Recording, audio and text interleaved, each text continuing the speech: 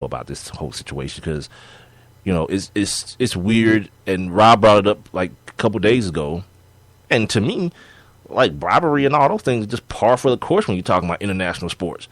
Like if you're fool enough to not realize what really happened here, that Russia and Qatar got the next two World Cups and America didn't, and then some kind of way the American Justice Department was like, you know what, this isn't right. We're going to start arresting people. Yeah, this thing has been corrupt for way longer than either of us even know. But all of a sudden now it's a huge problem. Yeah, we know what that is. It's called spilled milk, or what is it? Sour grapes? Is that what I'm trying to say? Sour grapes is what I'm trying to say. That's all it is. And now I guess 9 people got arrested in Zurich in Switzerland or whatever, and they're trying to fight extradition or whatever. They got like this 200. Like left and right. Yeah, they got like 147 charges against these cats. And what they're trying to do, they're trying to bring down the top guy. Wasn't it Blatter? His name is Blatter. Yeah, president. They're trying to bring this dude down. Blatter. And what they need to happen is someone that has information on him. So that's why they're trying to round up all these people. But I heard this guy yesterday on ESPN, and they asked him I guess he's like a foreign reporter, and they said, "Do you think Sepp Blatter has ever taken a bribe?" And he was like, "Yeah, here's the thing. That dude is too damn smart, and he loves the position that he's in too much to ever be caught with his hand in the cookie jar." And I was like, "Yeah, that's like Frank. Who am I thinking about, Rob? Denzel. Frank Lucas. Yeah. Like Frank Lucas wasn't standing on no damn corner. He's just making calls. Like, yeah, this is where the dope will be. Go pick it up and then sell it. Split it up and sell it. Yeah. That's what the real bosses do. So when it all comes down, other than the fact that now these dudes are attaching Rico to this thing. Like, not your homeboy either, not him. Like, Rico ain't got nothing to do with this because he ain't got enough commas either. No, the Rico statute that they use for organized crime. And because apparently there's some sort of loophole in it that allows you to go after legitimate organizations that you feel have been infiltrated by, like, crime syndicates or whatever. So they're going to try to put a RICO situation on FIFA to get as many people as they can, as many small fish as they can, to try to bring down the big fish. Because apparently he's the guy. It's like, for, I guess, 40 years he's been in power? He's like a king. He's not even a president anymore. You can't even keep calling this dude a president. He's like an emperor, like one of those Roman dudes, dude. Like he went up against some prince from wherever, Jordan. Some dude opposed him for the presidency. I guess they were going to have to go to a second vote because you have to have he had to have like 140. Yeah, my man was like, I'm good. Right. He just bowed out. I'm good, and he just won by default. This guy Sepp Blatter.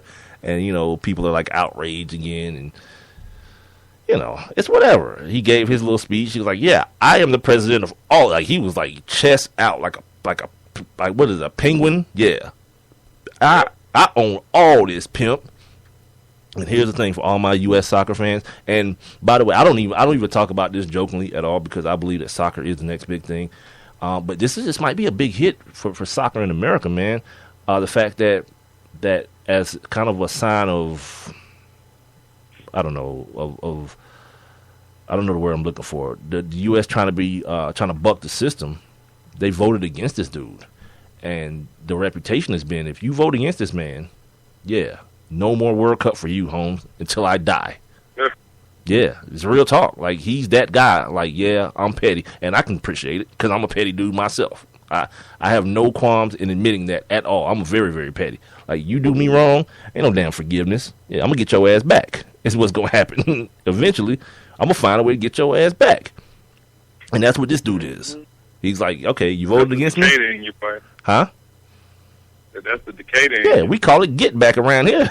Yeah, I'm going to get my get back. And that's what this guy, Sepp Blatter, is what he is. Yeah, that's what he's going to do. The funny thing about this is, like, these guys, this billion-dollar corporation was a nonprofit, or is a nonprofit, and no one knows anything. They don't know how much the executives gets paid.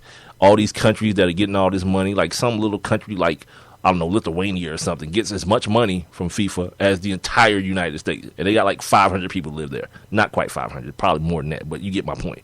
It's like the size of Manhattan or something crazy like that. Yeah, it's just, I don't get what the big, well, I do get part of what the big deal is, the fact that soccer is the most popular sport in the world. I understand that. And now America, and the real deal is now America wants a piece of the pie. Like, for real. America, like, because, like, America is into it now. North America, the United States, they're into it now. So, if this wasn't a matter of the United States feeling like they've been getting, ripped off, they, got ripped off for Qatar, and I don't even think they would even, we wouldn't even be seeing this stuff right now. It's still, everything would still be, status quo, rivalries as usual. But here's the other thing about that, too. It's like, at certain points, people who are corrupt, they just don't know how to help themselves. You know what I mean? Because even the most corrupt person in the world has to say at some point, you know what? Yeah, given a soccer tournament to a country where it gets to be like 130 degrees may not be a cool move. Like, exactly. People may just see through that whole thing real easily. You know what I mean? But once you really want to play in 130 degrees, right? And once you get to that point, it's like, well, F it now. We've been doing it for so long, and they got the most money, so let's run it. And we'll make something up later. We'll figure out a way to justify it, but let's get this money now. Yeah, that's what always happens. People get overly greedy, and there's no way to hide the corruption then. Like, if you, like, okay, the Olympics. Okay, it's Sochi and, like, Chicago, right? Okay, maybe you can sell me on the Winter Olympics in Sochi. Right? Maybe you can do that. Right. Right. Yeah, you can do that. On top of the fact that it was like 70 degrees in Sochi during the Winter Olympics, but whatever. Who's counting? But you ask the people, the sport of soccer is like running, one goal, one score. That's what soccer is. You run, and then somebody might score a goal. All that damn running, and it's 150 degrees. Yeah, you want somebody to die. That's all that is. Like, you don't care. Like, they wrote us the biggest check. Whoever dies just dies.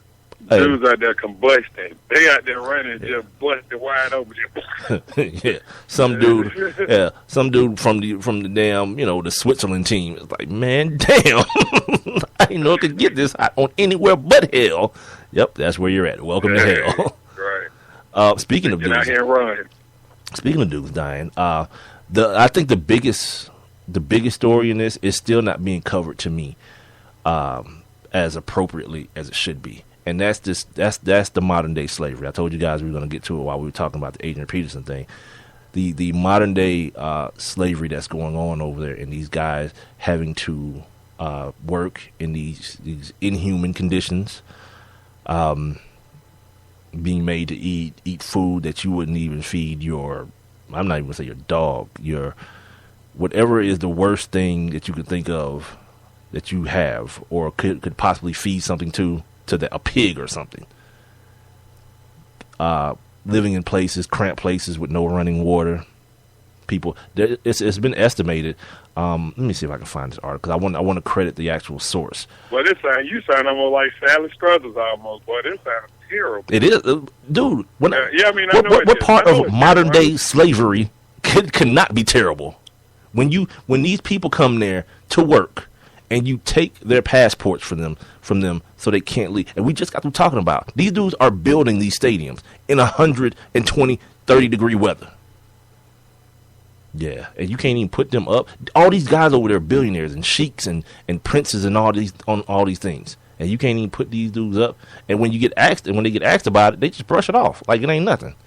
Like, no, it's not really that bad. And I've seen the actual footage. Like I told you, I was looking at Vice, and they had cameras walking through that joint, man. These dudes walking out with buckets of doo-doo, dumping their own doo-doo because they don't have no toilets. They got a doo-doo in a bucket. Like 20 dudes in a room the size of somebody's, like a normal sized bedroom. Yeah, ain't nothing good about that, And while everybody's talking about, that's the thing that really pisses me off about the things that America chooses to stand for.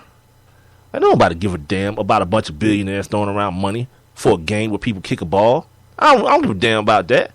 It's been corrupt, but they're estimating that 4,000 people by the time these this World Cup in 2022 rolls around will die because of either the work conditions or the things that are actually. This is where I put it. I'm sorry, I had it in one of my tabs here. That's why I couldn't find it. Okay, here it is. These guys are from Nepal. Nepal sound familiar to anybody? Should. Huge earthquake happened, right? Right. In April. This article says, and this article is written by Robert Silverman of, where am I looking at this? God, what is this that I'm looking at here? TheDailyBeast.com. Yes. These people have been forbidden to return to their homeland for the funerals of family members of loved ones that have died in this earthquake. Yeah, they won't even let them go home for a minute just to bury their people. It was the International Trade Union Confederation. That's who has predicted that at least 4,000 people will die before the start of the World Cup in trying to put on the event. The guys who are out there building these stadiums and whatever facilities that are needed to put on the event. I actually got some quotes from some of the guys who are over there working. Quote, "We have worked hard and just want what is due to us and to go home. We are stuck in cramped accommodation with poor food and no clean drinking water. We are treated like animals."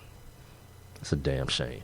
So like when I hear and I see guys like Jeremy Schatt and Bob Lee and these people like going off about, oh, this dude Sepp Blatter, he's the devil. Oh, this is like, talk about the realness, man. Like, I don't care how much money this dude is making. Like, yeah, that's part of the problem because there's so much money in this. You don't care about how you treat people. But let shine the light on that. I don't know why they don't. I think that'll get as many page clicks as anything. Oh, matter of fact, I'm sorry. I do know why, and it's taking me back to another article that I had here that I wanted to mention the other day about the sponsors that are associated with this. Like, I don't know how many of you guys know this, but FIFA is so powerful that they can go into a country and based on what they need to happen will change laws. Okay, you wondering what I'm talking about. Last year's World Cup, you remember when everybody was USA happy and USA and everybody was going crazy over a team that won one game? Yeah, they won one game. They tied and they lost. Apparently in Brazil is a dry country, right? No beer.